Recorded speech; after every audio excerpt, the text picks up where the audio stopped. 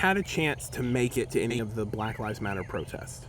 I have not. I know a lot of my classmates and friends. They did marches around, the peaceful marches, and but I didn't know about it until late. And they did a Juneteenth event last weekend. But I told them that I was it made me so proud. It made me really proud of them because I went to school with all of them. You know, I was friends with them. It made me proud to see them out, you know, doing that.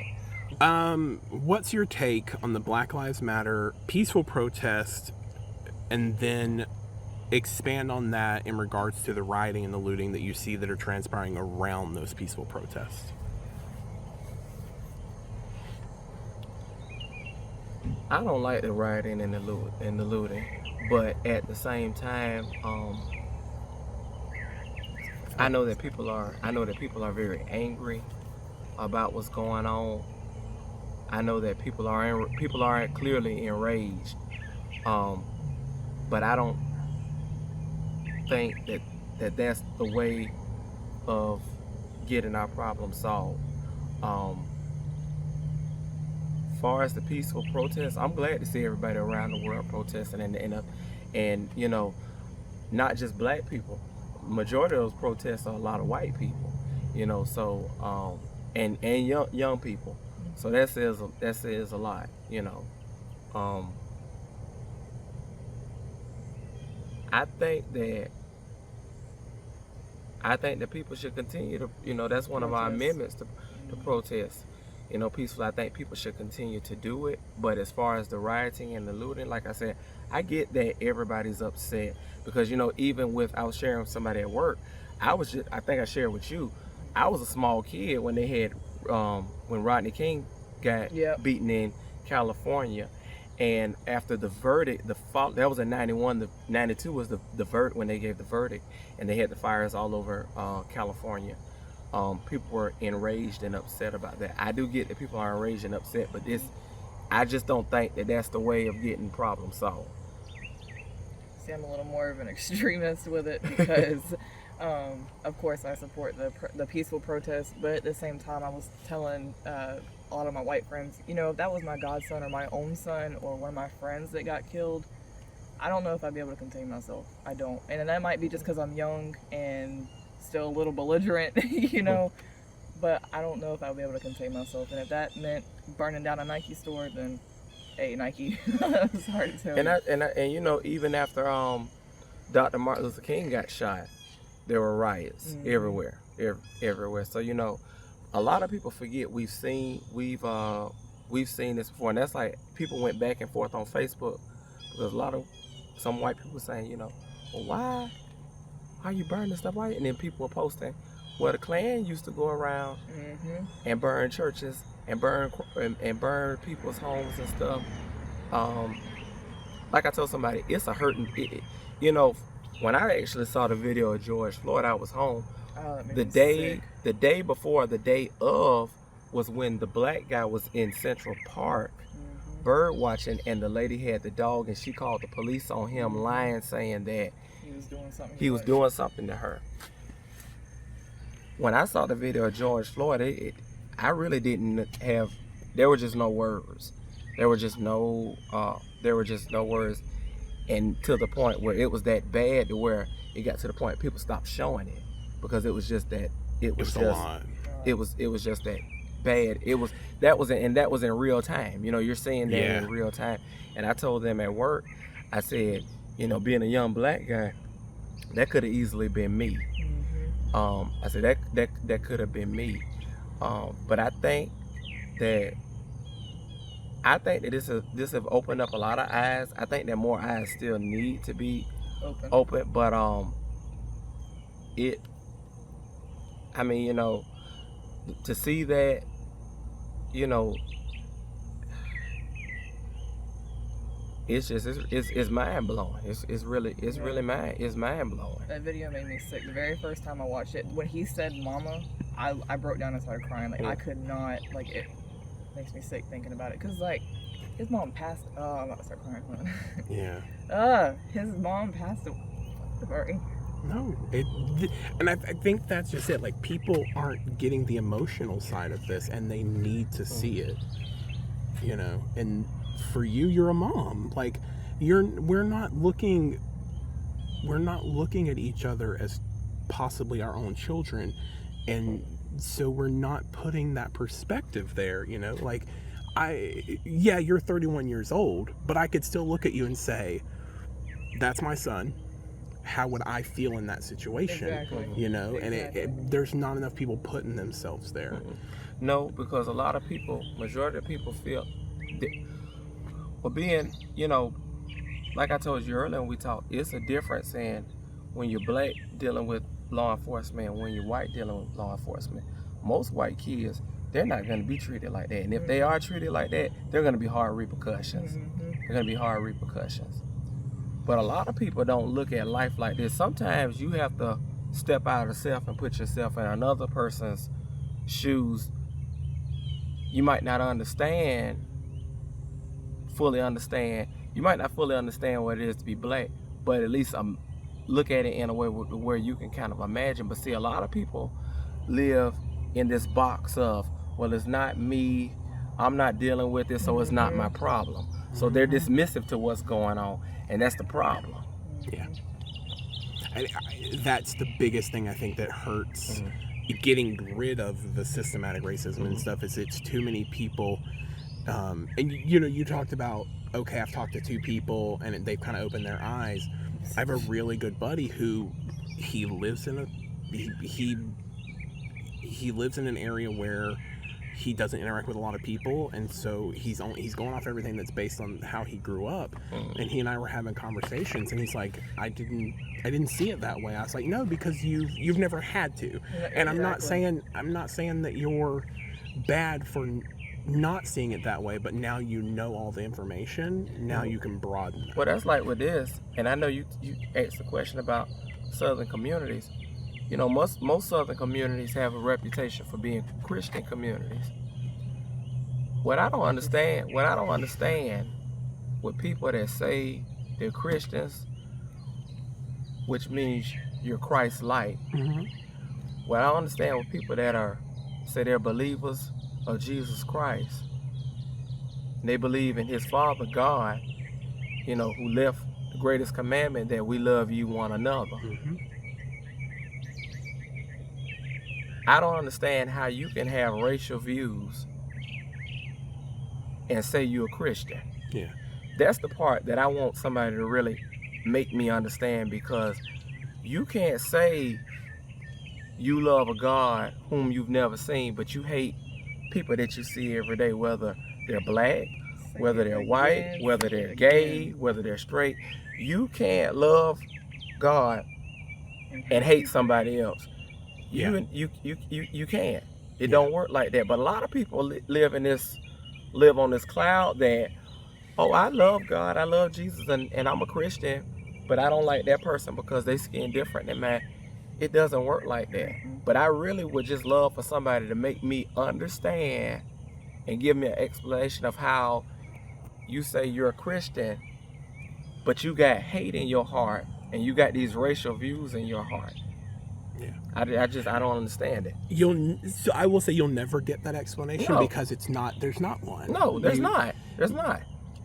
And I will tell you this, like, I haven't admitted this to anybody, I'm not anymore. I was the youth leader for a year. I went to church, everything. I can't, because I see so much hate in these people. In that religion than I did, because, you know, growing up in a small town, all these other religions like Hindu and Buddhism, not really Buddhism, but what's the other one? Islam. That, like, what's the other Muslim. Thank you. Muslim, yeah. You growing up, like, people are always, oh, well, that religion is so hateful, and they do this, that, and the third. And then growing up here, it's like, well, are y'all really any different? You know, like, what?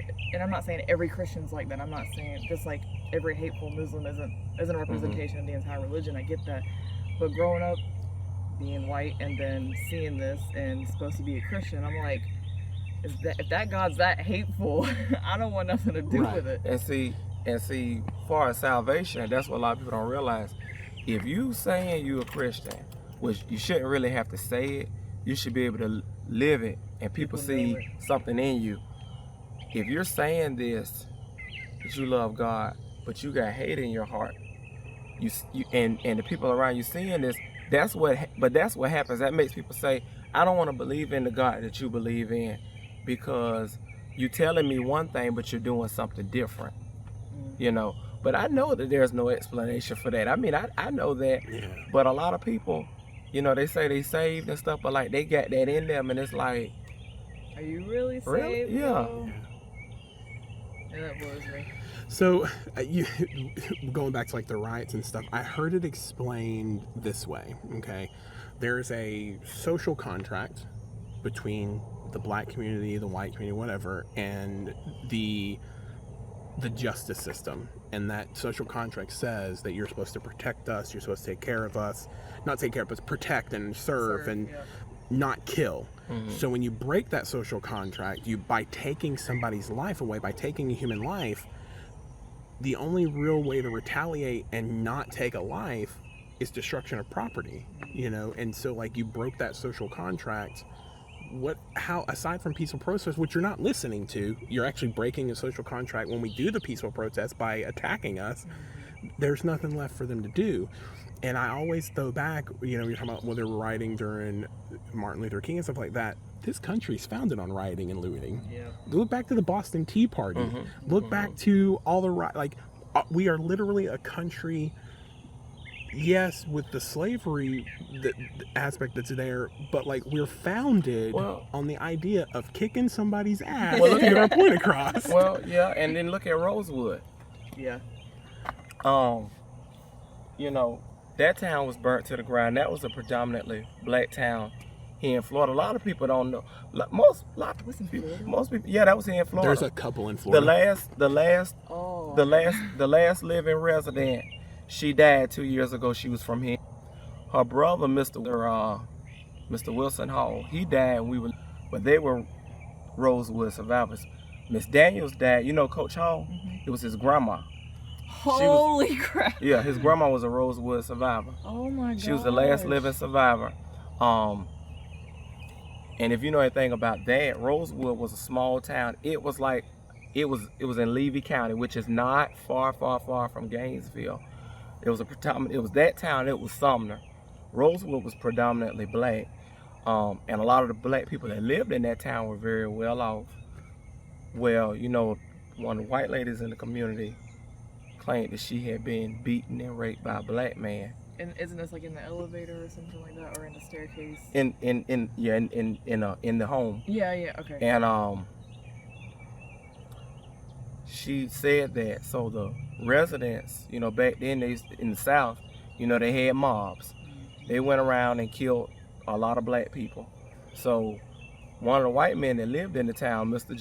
John Wright, you know, him and the Bryce brothers, they put a lot of black people, they had to leave their homes, they had to hide in swamps. They end up getting them on the train, and they end up getting them all the way out to I think they sent them to Gainesville. But I think it's maybe one house that's still there, but that town was burnt, you know, to the ground. I didn't realize that was in Florida. I mean, I've heard about it, but I didn't realize it was actually in Florida. Yeah. There's another one in near Orlando too. My buddy Sean, I'll have to send you his YouTube channel. He did a video on that area too. He actually used to he was in a bunch of plays and stuff near DeLand, and the building they used for the plays was one of the very first black schools in the area, and like they have a plaque on the outside that talks about it and stuff like that. It's pretty amazing, some of the black history that's just here in Florida. Well, that's like in Jacksonville, you know, James Weldon Johnson, he was a Jacksonville native. A. Philip Randolph, and you know, those were, you know, civil rights leaders. Which James Weldon Johnson there's a middle school in Jacksonville named after James Weldon Johnson, but he was an artist, he was a musician. He wrote the song "Lift Every Voice" and sang. And I remember, this has been years ago, there was a pastor that was living. He said when they were coming up, when they went to school, they couldn't sing the national anthem. when they went to school and they were black. They couldn't sing the national anthem. He said they had to sing Lift Every Voice and sing, you know, because that was during the period of segregation. So he said they would sing that. They didn't sing. He said they didn't sing the national anthem. They was at the same. They sung Lift Every Voice and sang because, you know, they were segregated. But that's What? even. They segregated the song What? too? Well, no, they sung. You know, they call Lift Every Voice they call that the Negro anthem, but that was a song that James Weldon Johnson wrote. But if you never heard it, you'll have to YouTube it, or either just get it and read read the lyrics of it. But he said they sung that. But that's like even in Callahan Middle School that was a black school. That was Pine Forest. That and Peck High School in Fernandina. Pine Forest, we were. That's why there's two schools in Cal. That was Pine Forest Academy. They just unveiled. They did a marker and they unveiled it. It was earlier in the year. They did a marker unveiling. They have a marker there now because a lot of the people in the community, they said they should have kept the name. But one of my cousins, she subs, and she said she was telling one of the teachers. She said I didn't go to school I went to school to Callahan. She said when in elementary school, middle school, I went to Pine Forest. She said, well, why didn't you go to school to Callahan? She said, because they wouldn't let us go to school with y'all. See, a lot of people forget everything was segregated. Yeah. But Pine Forest was one of the original black schools here in Nassau County. That Brown, Yulee, the old Yulee Middle School, if I'm not mistaken, or either I think it's the middle school, the old middle school. I think that was Brown Academy. That was a black school. And then like on Elm Street, Peck, where the Peck Center is at, that was a black school too. Because, you know, black people couldn't, you know, until they integrated, which my mom tells me all the time. She said she was in 3rd grade when they integrated the schools here. Because up until that, she went to Pine Forest and, you know, it was all black school. I had a teacher tell me when I was in high school that she went to Ribault. Ribault was originally a white school. Raines was a black school. She told me about how when they first integrated, she told me she said it was rough. She said it was really rough when they first integrated. I believe that. Yeah. I think it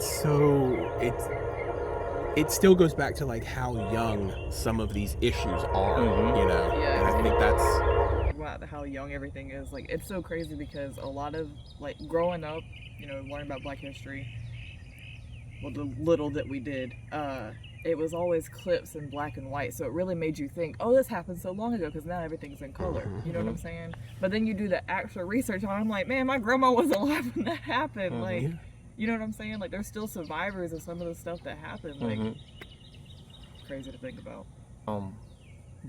Blackface, you know, people were saying, oh, da-da-da-da. But I was sharing with somebody, blackface, before black people actually were in movies, white people at that time, they did that because that was the vision of what they thought we looked like.